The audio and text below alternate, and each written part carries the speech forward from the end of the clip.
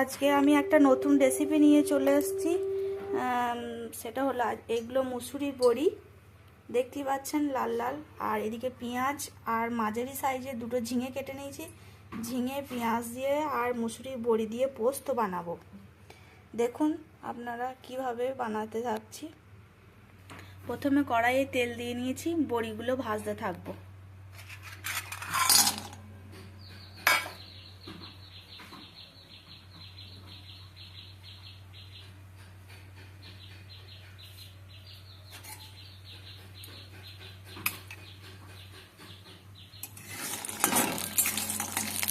বড়িগুলো ভালো করে লাল লাল করে ভেজে নিতে হবে।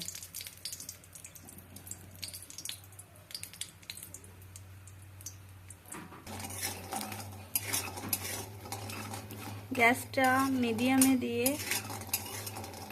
আস্তে আস্তে বড়িগুলো ভাজতে হবে। বড়িগুলো যেই লাল হয়ে যাবে, একটু পোড়া পোড়া ভাব হবে, তখন আমার বড়ি ভাজা হয়ে যাবে। এরকম বড়িগুলো আমার ভাজা হয়ে গেছে।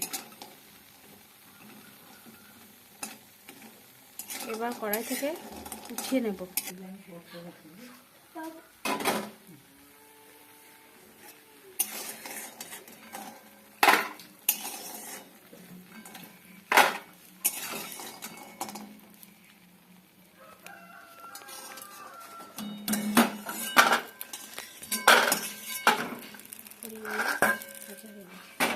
আবার কড়াইয়ে তেল দিয়ে দেবো।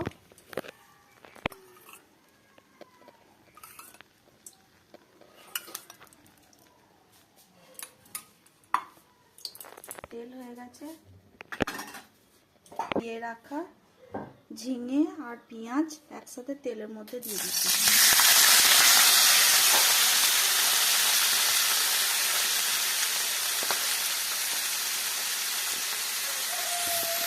সাথে কয়েকটা কাঁচা লঙ্কা দিয়ে দিলাম।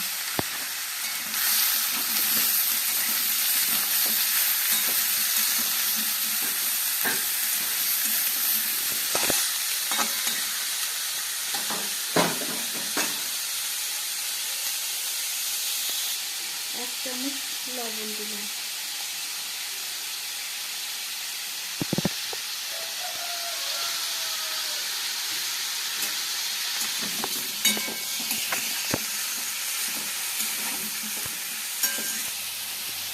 এবার আমি ঢাকা দিয়ে দিচ্ছি। গ্যাসটা মিডিয়ামে করে দিয়ে আস্তে আস্তে পোস্তটা আমি সিলে বেটে নেবো। ঢাকাটা খুলে দেখি, ঝিঙে পেঁয়াজ থেকে আমার এরকম জল বেরোচ্ছে। এর মধ্যে আর এক্সট্রা করে আমি জল দেব না।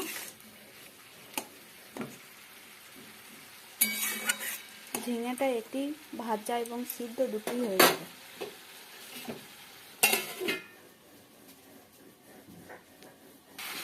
আমি ঢাকা খুলে আবার নেড়ে নিয়েছি। পেঁয়াজের মধ্যে এরকম জল বেরিয়েছে, ঝিঙের জল। এর মধ্যে এবার ভেজে রাখা বড়িটা আমি দিয়ে দিচ্ছি। বড়িটা ভিতরে রসটা ঢুকবে এবং বড়িটাও সিদ্ধ হয়ে যাবে। এবার সবগুলো একসাথে নাড়তে থাকবো।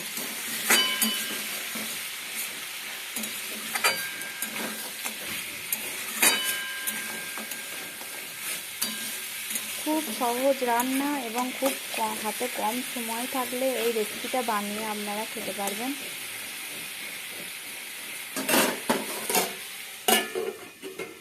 আবারও একটু ঢাকা দিয়ে দিলাম। এই দেখুন আমার ঝিঙে থেকে জলগুলো এবার শুকিয়ে গেছে। এর মধ্যে এবার পোস্ত বাটাটা আমি ভেজে রাখা পোস্তটা দিয়ে দিচ্ছি।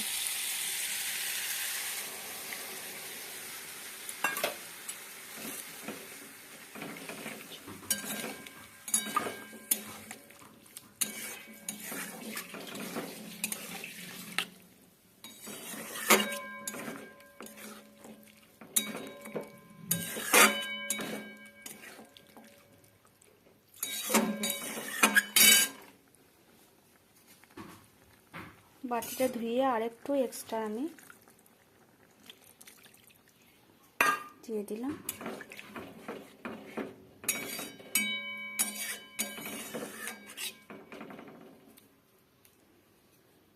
আবারও আমি 10 মিনিটের জন্য ফুটতে দেব। এই দেখুন আমার ঝিঙে বড়ি আলু পোস্ত একদম রেডি হয়ে গেছে। আমি এবার কড়াই থেকে নামিয়ে নেব।